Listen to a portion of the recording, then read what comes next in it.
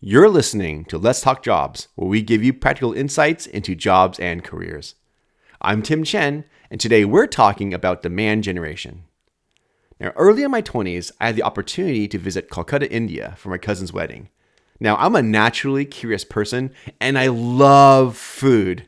So I was just dying to try something that I've never had before. Now, everyone warned me, and rightfully so, that I should stay far, far away from street vendor food because my stomach had not yet gotten used to my new environment. There was also this legitimate fear that I could get sick due to lack of sanitation. But I didn't care. I didn't listen.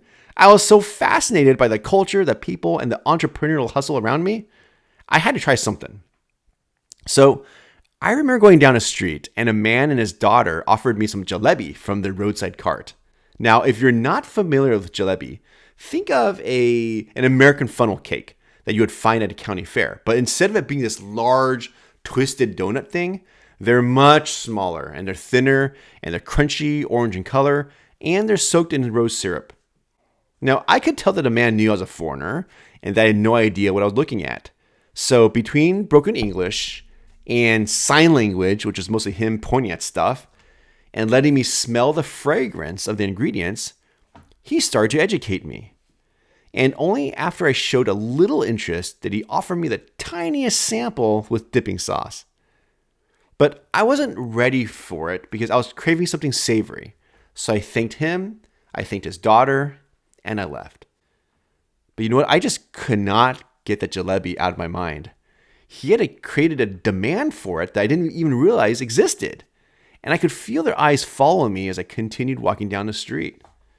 Now, after buying and eating some goat curry and naan, who did I find standing next to me? It was a jalebi vendor's daughter, and she knew that I was ready for some dessert. Her English was far better than her father's, and within 2 minutes, she sold me 3 servings that I gladly shared with some of the kids who were nearby. Now, this to me is a perfect example of how demand generation and sales work together. The purpose of demand generation is to generate and create interest in a product or service that you have to offer. The more targeted and relevant your message is to your audience, the more they will likely take action to exchange their information for valuable content that you have to offer. So the million-dollar question is, how does a marketer determine what content is targeted and valuable to their audience? Now, there are ways to conduct research and look into the data, but your ace in the hole, your wild card, is your sales team. Why? Because they have their ears to the ground and they hear firsthand what a prospect is looking for. They know what features or solutions are important. They usually have this dialed down by persona, job title, and industry. They also know why a prospect would choose to take their business elsewhere. So having that information is highly valuable in refining your message to the right segment. But remember, this is a two-way street. As a marketer, by regularly providing sales with insights about industry trends and what people are engaging with, the sales team can refine their approach to be more effective when qualifying a prospect, leveraging the insights that you provided to them. So today, we will be joined by Hector Preciado. He's the Director of Demand Generation at LAWCLERK. He brings a very unique perspective because he was a highly successful sales executive, and he made that transition from biz dev to growth marketing and demand generation. In this video, he will cover topics such as how to optimize that intersection between marketing and sales, how to leverage insight from sales to drive marketing success, and the importance of personas and how to validate their key pain points. All right, let's get started. Hey guys, today we're talking about growth marketing and demand generation. With us, Hector Preciado. Hector, how you doing? Hey, I'm doing well, Tim. Thanks for having me. Appreciate it. Hector, I am excited about this call because I fundamentally believe sales and marketing go hand in hand. The individual who's experienced both, as I think is the most unique and valuable person in a marketing organization, I believe. That's my opinion. And so that's something you find yourself doing today as well, right? So can you tell us a little bit about what you're doing right now and kind of how you see the intersections meet? Sure. Yeah. No, I couldn't agree with you more, Tim, actually. And in many ways, once I kind of figured out what I wanted to do in the private sector and tech specifically, it's kind of by design, actually. And so right now, I am the director of demand generation for a small startup in the legal tech space called LAWCLERK. My role is, as the name suggests, demand generation is to generate demand for our solutions. And so I work in tandem with our sales leaders so that we can figure out how to bring more leads to the sales team. And I do that through a multi-channel approach. Hmm. So, as a marketer, multi-channel, all these buzzwords, right? We all know what it means. But essentially, I manage a team of marketers who manage different channels. So I have an email marketer, I have an SEO manager that handles all of our organic work. I have a growth marketing manager who's focusing on our paid campaigns, online advertisements, things like that. I work in tandem with our co-founders to generate content that kind of helps, fuel and drive our campaigns. I manage partnerships, strategic partnerships, whether it be to generate leads externally or to figure out how to monetize some of those partnerships. So, working at a startup, as you know, you kind of wear a lot of hats, and Mhm. my current role is no exception. So can you tell us a little bit about the intersection point between sales and marketing? I'll give the listeners an example. So Hector and I used to work together, right? At that time, you're like one of the superb, like your rock star sales leaders. And I was in like web and demand gen. And every week, you and I would sit down and look at all the leads that came in. And we would look at every single stage of the buyer or the buyer's journey in terms of the lead stage, right? So from MQLs all the way down to SQL conversion rates of bookings in one. And the whole purpose of that was to align on quality of leads collected or understand fluctuations of leads, right? And as an example for those out there, like sales qualified, like the last stage, that's very much not marketing influence. It's totally sales influenced. And if part of the sales team is on vacation, that number could go down. Or if we give you bad quality leads, that number would also go down as well. And so we're trying to figure out the math and conversion rates between all those. And I think that led to a very harmonious relationship. So in your role, you mentioned talking, working closely with your sales leaders. What does that look like to you? And given your background in sales, like how is that conversation different from your point of view than maybe someone who doesn't have a sales background? Yeah, no, I think so. To start with the first question around like how's the intersection of sales and marketing? When you look at it from a revenue standpoint, like how does a company develop revenue, right? And if you have functions, if you have marketing teams and sales teams, what you're talking about is two different funnels, right? You're talking about from a marketing standpoint, it's kind of where it all begins. Mm-hmm. Is how do you begin to raise your brand recognition so that people can start having an interest in learning more about you, right? And Mm-hmm. then once you kind of pick them, as you know better than I do, right? That's where kind of like the journey in marketing starts, right? Like the education standpoint. I want to start doing some research. I want to learn more. I want to watch some videos, maybe read some product reviews, so on and so forth. Mm-hmm. And all those types of activities eventually kind of bring you down the marketing funnel where you're just like, okay, I want to talk to somebody, right? And once you're open to talking to somebody, that's essentially where like the sales journey begins, right? Right. That's what sales representatives, that's their job. Their job is to engage with prospects and then try to convert them, right? Mm-hmm. And so and that point is where you have your inflection point, right? And that's where the handoff happens, and that's where you start to see the relationship between marketers or the marketing team and the sales team. Um, Down funnel, you start getting that more signals. So say a sales rep starts talking to somebody, it was a great conversation, but they weren't ready to buy it, right? That feedback, right, that it would be important to share with the marketing team so that we can ask the question, well, why do you think they weren't ready to buy it, right? Mm. Did they want more information? Was it not the right kind of fit? They thought they were getting X when we were selling Y. Are we delivering that X message and they're expecting Y, right? And by we, I mean the marketing team, right? So all those types of questions and those conversations, and you and I used to once a week, right? We had those conversations, and I love those conversations. Those are some of my most fond memories when you and I used to work together. Right? That kind of feedback, that loop, number one, has to exist, and then the quality of that feedback and the information that you get to go back, so you can make some changes to your marketing Mm. strategy, your marketing channels, because it could also mean, hey, most of the people that I'm talking to are coming through emails, right? Like Yeah. you, okay, great. Well, you know that your email channel is doing well.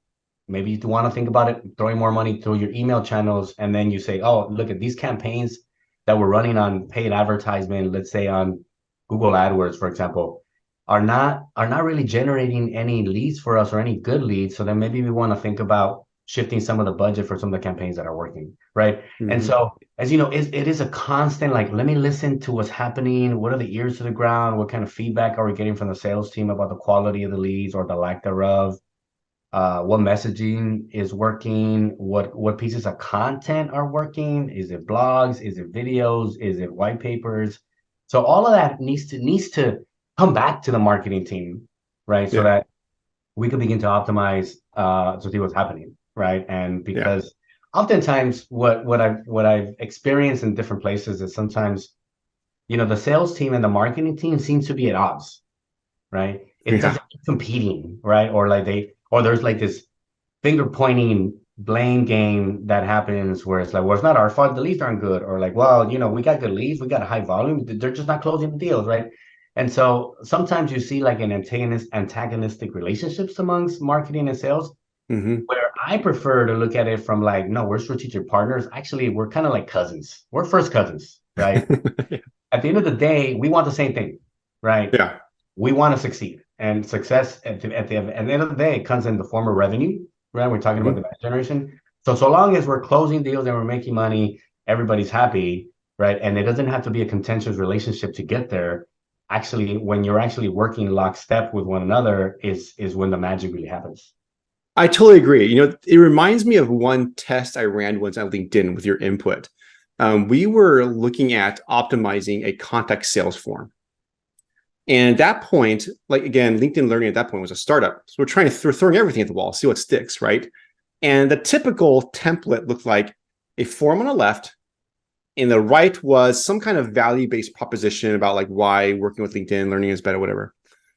And being LinkedIn, the brand carried, so it performed well. I remember I had one conversation with you, Hector, where I said, hey, when you're actually on that sales call with the customer, what are the top 3 things that actually come up? Whether it's the FAQ or whatever it is. And you kind of help me understand, hey, like these are the top 5 commonly asked questions or discussed topics. So I said, okay, let me run with that. I did a test where I took and exposed those on the landing page. I said, hey, look, on this call with sales, you will most likely talk about this. And conversions went up, right? And I think that's an example where sales and marketing, the feedback bi-directional is really helpful. Do you mind giving us maybe some examples specifically of maybe like whether marketing had an insight? Maybe you guys noticed something from a trends point of view where the insight fed into sales and maybe helped increase deal closings or the other direction? Yeah, no. So, I mean, that was a great example that you shared when we worked at LinkedIn, and I specifically remember that because one of the biggest pain points was how do I get more time, right? And I Yeah. remember sharing that feedback, and I remember you implementing that in part of the messaging proactively, right? So what you want to do in that case is you want to get in front of the pain points or some of the questions that are going to come up, right? And and that's one approach. But let me share a different approach, but the same Sure. concept, right? Yeah. So for us, we're in the legal tech space, and so our core customers are attorneys, right? Attorneys are among some of the most discerning customers that I have ever experienced, right? And working at LinkedIn, like we work with marketers, with talent recruiters, with salespeople, Yeah. and advertising, right? Like, I mean, we work with 4 different lines of business, right? And so this is the first time I actually work with attorneys, and they're very discerning, right? For a lot of different reasons, including that is their job, right? Their job is for them to like poke holes in arguments and like, find the loopholes, right? And like Yeah. be contrarians, right? Like that's essentially Hmm. what lawyers do. And so when we're trying to engage them, it was a bit of a challenge. So, we started running some tests on some calls to action, or CTAs, as it's often called, in some Hmm. of our web pages, specifically when, for us, the highest converting type of lead is book a demo. Surprise, surprise, right? Like that's for everybody, right? And Mhm. so, but we were trying to see what kind of messaging around the call to action would resonate the best with attorneys, right? And so, we had like, oh, book a demo, book a demo, book a demo, and we were doing it for a long time, and we're getting some leads and whatnot, right? Mhm. So, but we were having conversations internally that was suggesting that these guys, people don't convert until they talk to somebody, until they talk to one of our experts, right? Mhm. Once they talk to one of our experts, then that's when the conversations really get substantive, and then that's when we're able to move people down funnel and then convert them into customers. And so for the longest time, we kept having the conversation, and then we finally realized, well, why don't we use talk to an expert as our CTA as opposed to just like book a demo, right? Mhm. I'm like, okay, great. So some time ago, actually, I had a conversation with you and I was picking your brain about tools to use and whatnot, and we landed on an A/B testing solution that we are currently using now. That where we did that. Okay, great. Let's change the CTA button on, and let's run the test where the control is book a demo and the variable is talk to an expert. And guess what? Talk to an expert converted at a much higher rate than just simply book a demo. And we actually got a higher volume of book a demo requests because Mhm. the concept for an attorney that the person that I'm talking to is not a salesperson. The Mhm. person is an expert, right? And so, we tested another variable, like talk to an advisor was actually, another one. So we did like, multiple A/B testing rounds, and talk to an expert was one that actually resonated the best and increased the volume and the conversion rate for our demos. And so, we wouldn't have landed on that had we not had the internal conversations with our sales leaders, right? And had Mhm. these conversations because if not, then us as marketers, we're just kind of out on an island trying to figure out like we think this is the way to go. I don't know. Let's test it. Right. Yeah, that's a wonderful example. It actually reminds me. So, like because I've been mostly in the B2B high tech space, so specifically around like hardware storage or security. And so my target customer is like a hardware or backend architect, let's say, right? So you have like your engineers, but the architect is one who there's all this look at all the solutions. They've got a lot of pride in their work, which is important for the persona, Mm-hmm. and then they want to figure something out. And it's interesting. Again, if you go back to the topic of who our personas are, to even figure that out, you need to look at the various stages of the buyer's journey, right? Because you make a lot of assumptions that not everyone is the same. And once you start kind of delineating the different persona types against every stage of the buyer's journey, the exercise forces you to think, okay, well, at each stage, what question are they looking to answer? Because remember, they're trying to get a job done at the end of the day, right? So what are they trying to get answered? And then what are the top tasks they're trying to do to get that to answer that question?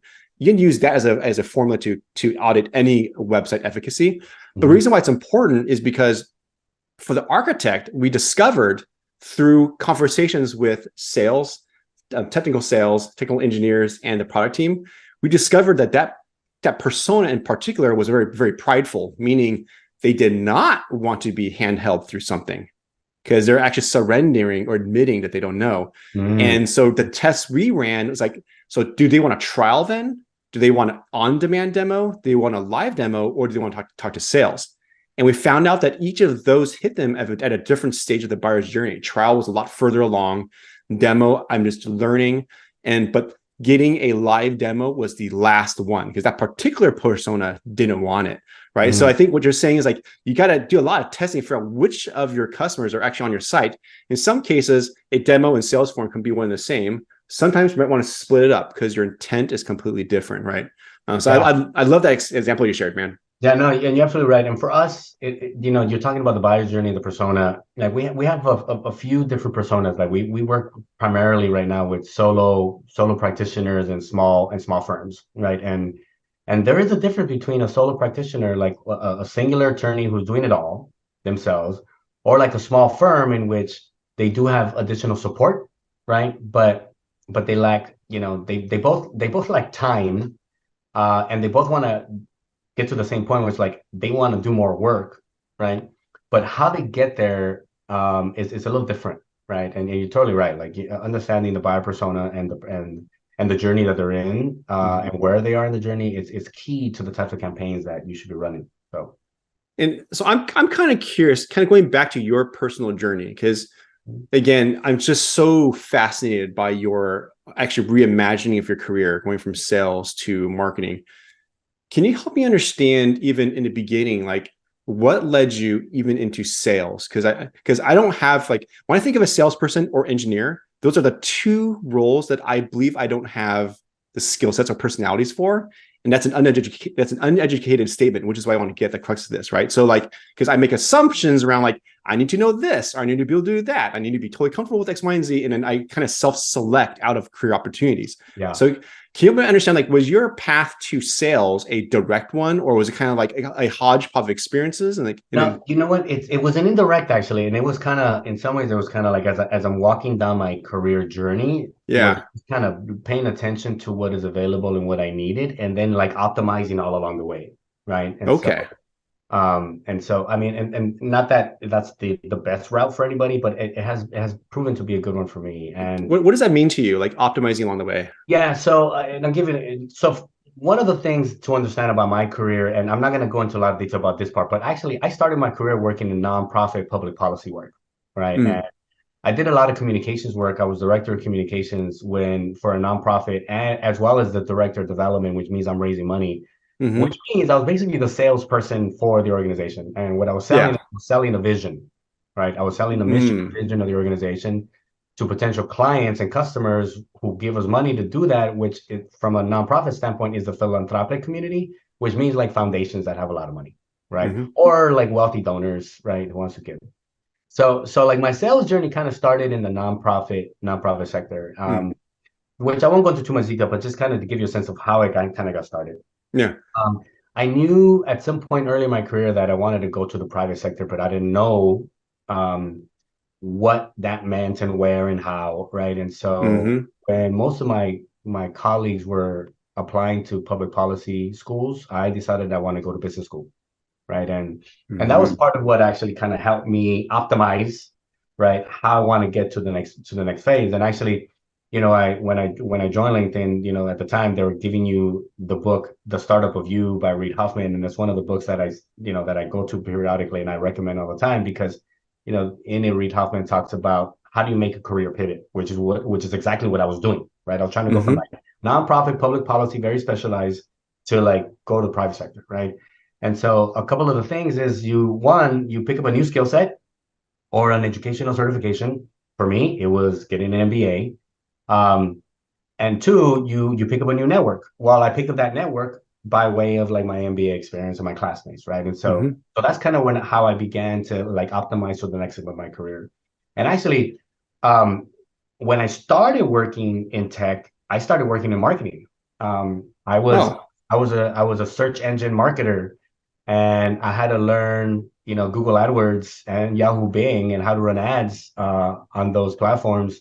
I had to learn on the fly on the job in my first job working at a startup, and it was in that space, and so that was so for me, like when you think about like the type of skill sets that you might want to pick up like as a marketer, like online auction based, right, advertising technology platforms is kind of like the baseline. It's table stakes. Yeah. Yeah. And I didn't know it then, but I know it now, and I appreciate it that foundational knowledge, right, that I was picking up when I was trying to sell jewelry for Macy's online or women's shoes and women's clothing, and like those are like the catalogs that I had to sell, right? Like I was actually setting the table for myself to kind of move more into like a marketing, like Mm-hmm.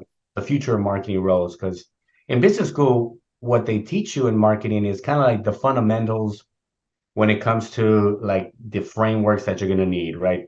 What is the product? How do you price it? How do you position it? Right? Right. Like those kinds of things is again like the higher level thinking around marketing. That's what they teach you, but they don't teach you search engine marketing in business school, No. right? You have to learn it either on the fly at work, or or like Google AdWords has like the ad center that kind of Mm-hmm. has tutorials and certifications and all these other things in order for you to better learn it. So just Mm-hmm. kind of unsolicited advice for anybody out there that wants to get into like the marketing space, like you and I, demand generation, growth marketing. Like definitely set the groundwork foundation and learn auction-based like advertising technology solutions like Google AdWords and whatnot. Yeah. And so that's kind of how I got started. And actually that's how I got my foot in the door at LinkedIn, right? Like Hmm. I came in LinkedIn as the first, content marketer because we were launching at the time was sponsored updates and now sponsored content, right? Mm-hmm. We were launching it, and so I was the first person hired to come in and help the largest advertisers that were part of the beta test, Mm-hmm. right, for the proof of concept to manage their campaigns. And had it not been for that foundational work that I had, doing search engine marketing at the startup that I worked at, I would have not been as successful, I think, as I was in advertising operations when I joined Mm-hmm. into marketing solutions, right? And so that's so the optimization, right? Like I went from Mm-hmm. like, okay, I got an MBA from a UC Berkeley high school, like top name brand, but I didn't know how to do the job, and so I had to learn it on the job, and that's how I optimize. And then I was able Yeah. to leverage that experience to go to LinkedIn and then like learn that experience and learn content marketing. And that's how I optimize. And so when I talk Mm-hmm. about optimization, a lot of it is really like not taking any part of your experience for granted, Mm-hmm. learning as much as you can because you never know what a particular skill set you're learning today, right? When that's going to pay off for you tomorrow. And that's kind of been the case for my entire career.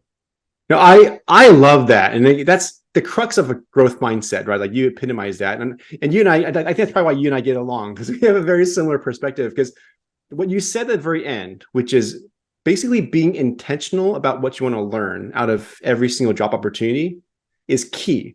I remember, not to date myself, so I graduated college in like 2001 when the dot-com bubble burst, right? With Oh, a with you're young, man. I am a young one, hey, but like marketing jobs. So I graduated with a marketing degree, and like those are the jobs that were getting let go at the time because the bubble burst, right?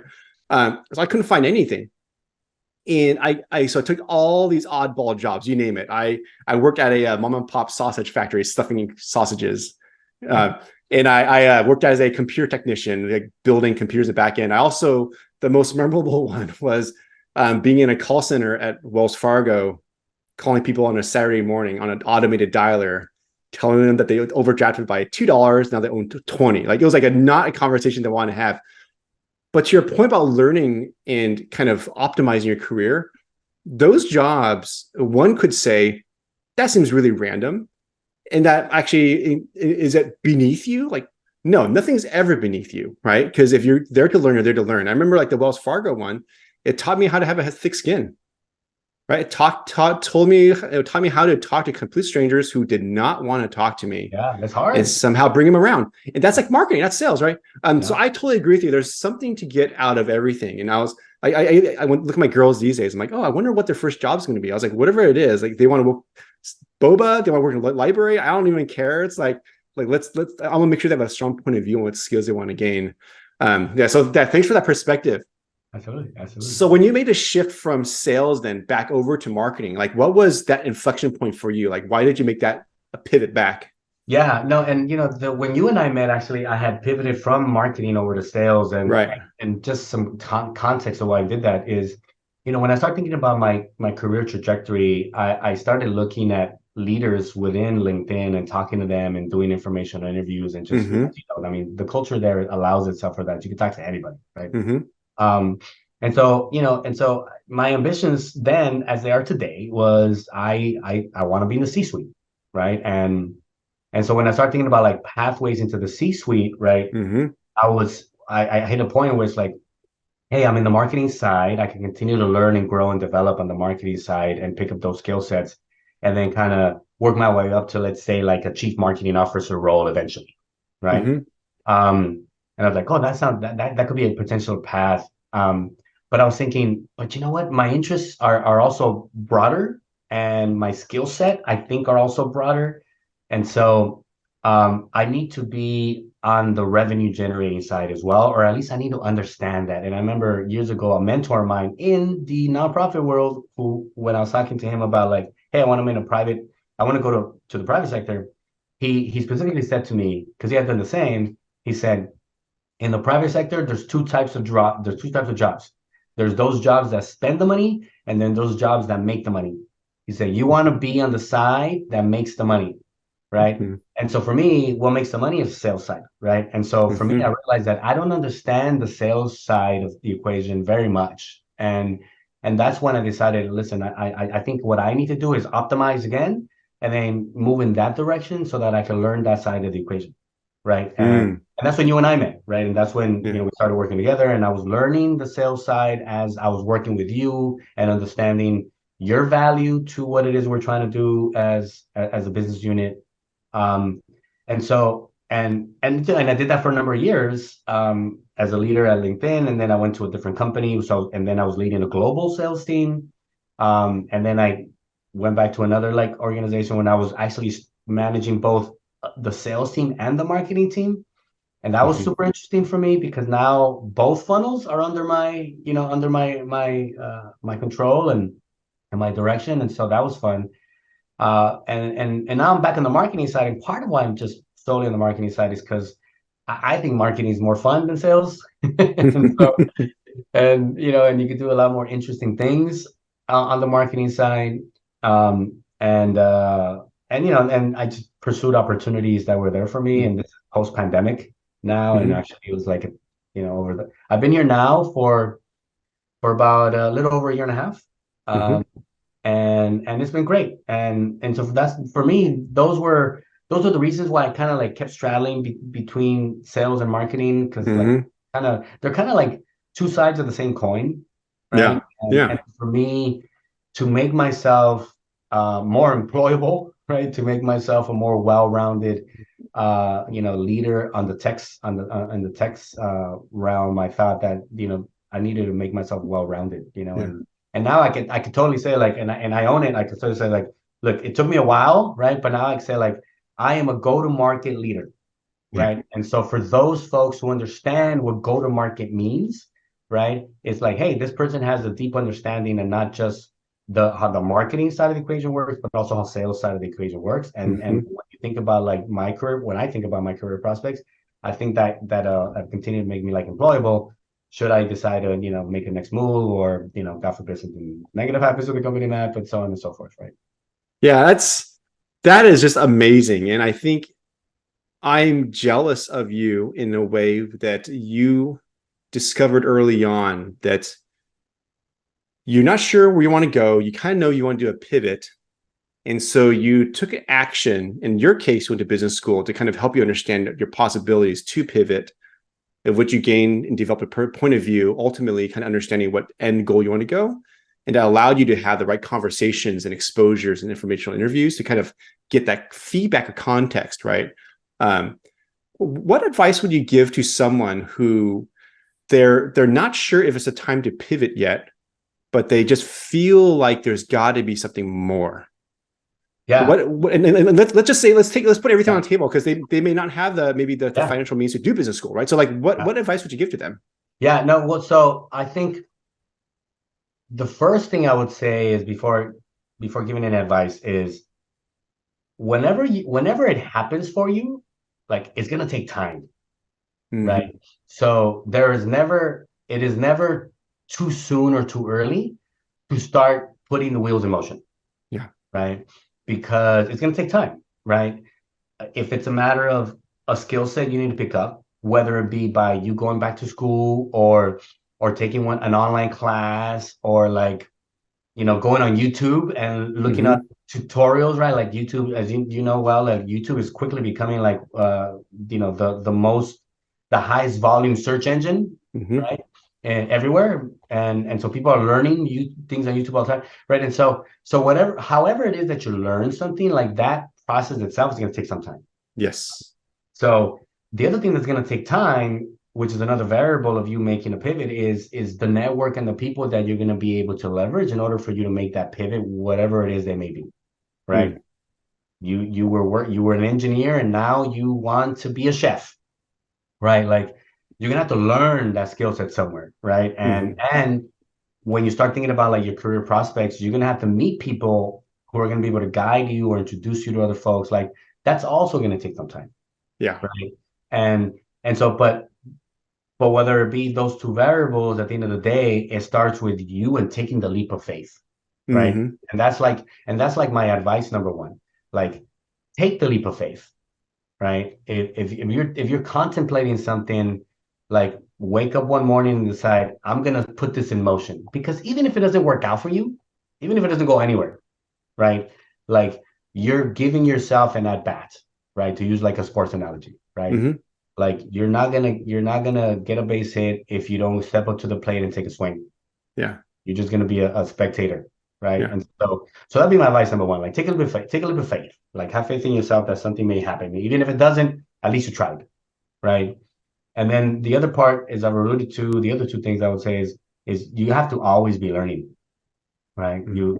You can't assume that you've hit like the learning is a journey, it's not a destination, Yep. right? Like Hmm. you just don't like I've arrived, I've learned everything I need to learn, I don't need to do anything anymore. No, Yeah. that's not the way it works. Like you have to constantly be learning new things, either as an IC, an individual contributor who's going to be running campaigns or whatnot, or as a leader who's going to be managing and leading teams. And I'll just give you a quick example. Like coming into this role that I'm at, I didn't really know search engine optimization, right? I didn't, which is different from search engine marketing, which I knew, Hmm. right? Because marketing is like you have a budget for your campaigns, you're running campaigns, you're trying to get conversions, you're looking at click and rate and all that other stuff. SEO is different. SEO is like the organic traffic that is coming to your website. How are they getting there? How Yeah. do you optimize your website, right? It's different. They're connected, but they're different things, right? And so it was one of the skill sets that I didn't really know a lot about. So I had to learn, right? Hmm. What tools do we use to execute on it? Like, what are some of the key performance indicators that I need to pay attention to? What are best practices? Who are the best people that are looking at it? Like, so I was excited because I got to learn something new and something different that is now part of my toolbox. Yeah. And so from a learning standpoint, that's what, like I said, you gotta always be learning. And then the last part is, as I already alluded to, is like you gotta build a network. And even if you're the most introverted person, like yourself, like I think you probably consider yourself an introvert, but you I are am.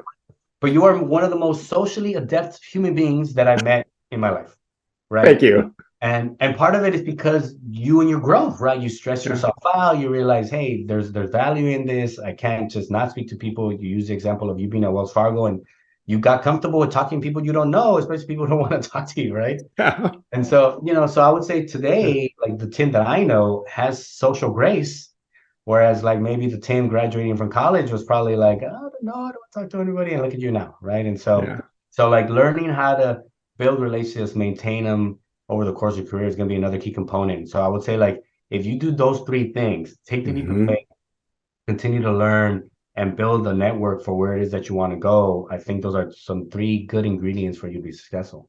Oh man, I plus one to all of that. I think taking the leap of faith is essentially why I'm building this video channel, right? Because what I've been discovering in my conversation with people, especially right now, I'm a time date this video. This is 2023. We're hopefully coming out of the pandemic. The market is in a terrible place, and job stability is can't take it for granted anymore. Doesn't matter Mhm. how awesome you are. Business decisions are made regardless of your performance. And so I'm discovering in my conversations with people, because I opened myself up to kind of mentor people, right? And the common feedback I got was, aside of fears around the true fears of financial security, especially for like single income family, like head of households, or you have like parents who need financial support. Besides the financial piece of it, um, there's a true fear around, I want to make a pivot or I want to make a change. I don't know if my skills can translate. I have a preconceived notion about what a job is that I kind of want to do, but based on my limited exposure to that, that's all it is. And I'm missing this whole pie of what actually it is, but I'm still here. And because I'm not talking to anyone, I have assumptions about what that job requires based on the job description. On paper, I don't think I qualify anymore. I'm not even going to try. You know why? Because there's like thousands of people who just entered the job market due to layoffs, and they're probably applying as well. And I essentially eliminate myself from any career opportunity before I even get started. To your point, you just got to take that leap of faith, right? Leverage the network, talk to people. Do I really understand the thing? And again, the purpose of this whole video series is to talk about all the ins and outs of all these fields to make you realize, shoot, it's a lot more broad than I previously realized. Now I know how to have a conversation with someone. So I'm really glad you talked about that piece of it, Hector, because I totally agree. The last thing I want to kind of talk about with you, Hector, is, like in my conversations with you, you're one of the individuals I would define as your genuine self outside of work is probably very closely aligned to who you are at work. Like Hector is Hector, right? Now I'm pretty sure it's a journey to get there. And a lot of people, there are two different people at work and at home. Can you tell us a little bit about what that self-discovery or kind of arriving to who your true sense of self was, and how that carries on to work, and just your thought around just, whether it's culture building or things that are kind of personally important to you and how they kind of transcend just work? Can you just tell us a little bit about that? Yeah, thanks for asking that. For me, like I'm a first generation college grad in my family, right? There were no professionals in my sphere growing up, and even as a young adult. And so I guess you can say like my family is kind of new to the professional game, right? And so walking into like a career pathway as a person of color, right? You heard from others, as I'm starting a launch career about like, like you have to do this dance, or there's like your work persona, and then there's like your home persona, right? And you have to keep them separate and this and that. And that's real, man. That's a real argument. And there's people out there who truly struggle with it on a regular basis. And for me though, man, what I realized earlier on is that when I was my true self, I ended up seeing the best results for me professionally. Right. And when I try to be somebody that I wasn't in the workplace, it just, I couldn't fake it. And Yeah. people would take notice and be turned off by that, and I wasn't being as successful in the workplace as I was when I was just being my true self. And I think part of it, and this is part of my X-Men superpower, I think, in the workplace is, I've been told that I have like contagious positive energy. You do.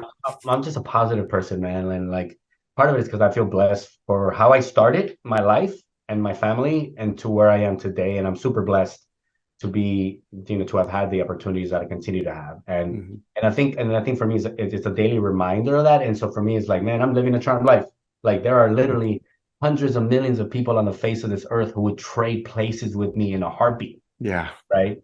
And so I try to keep that perspective. And so that's why for me, when I show up to work, it's like, look, what you see is what you get. And I'm going to be my authentic self, because I know me being my authentic self is when I bring my best version of the professional to work. And that's when you're going to get the best out of me. Right. Yeah. And if you want the best out of me, then you have to support me and me being my authentic self. If you can't do that, guess what? You're not going to get the best of me.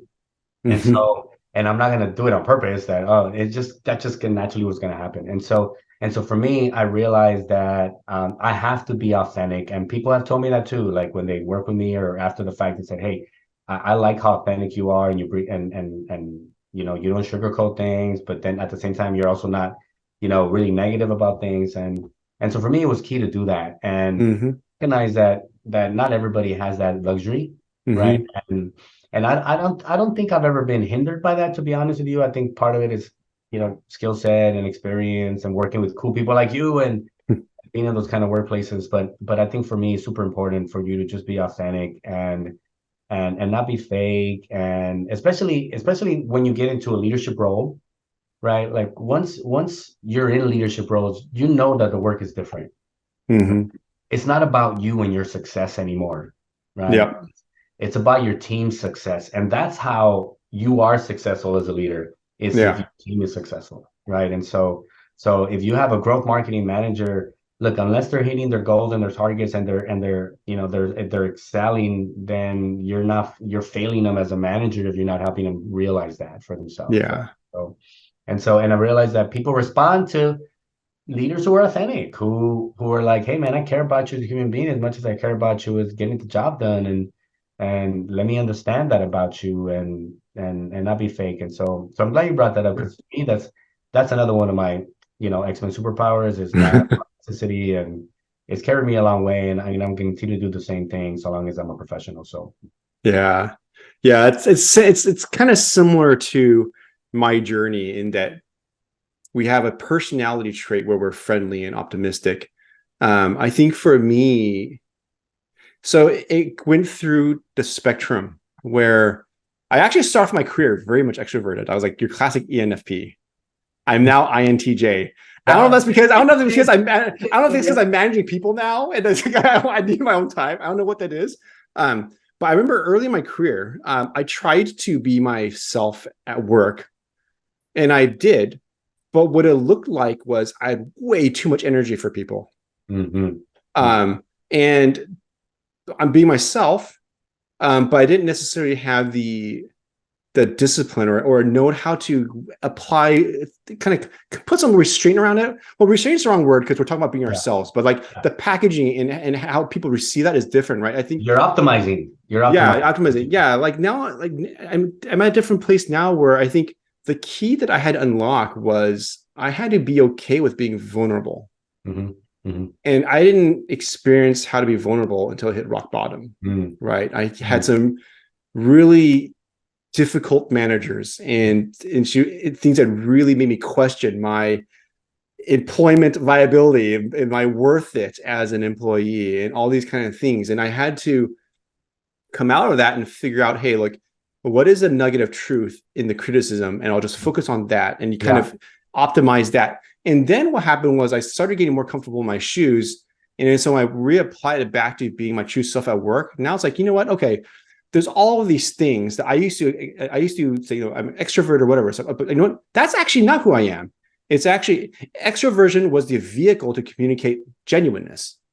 Okay, so like being genuine, transparent, that packaging can look different. And now I'm over here, and so it's a quieter and more thoughtful point of view, right? But again, I'm still bringing myself to work. But I think that's the things that I would kind of tell my young self. It's like, look, go through the time.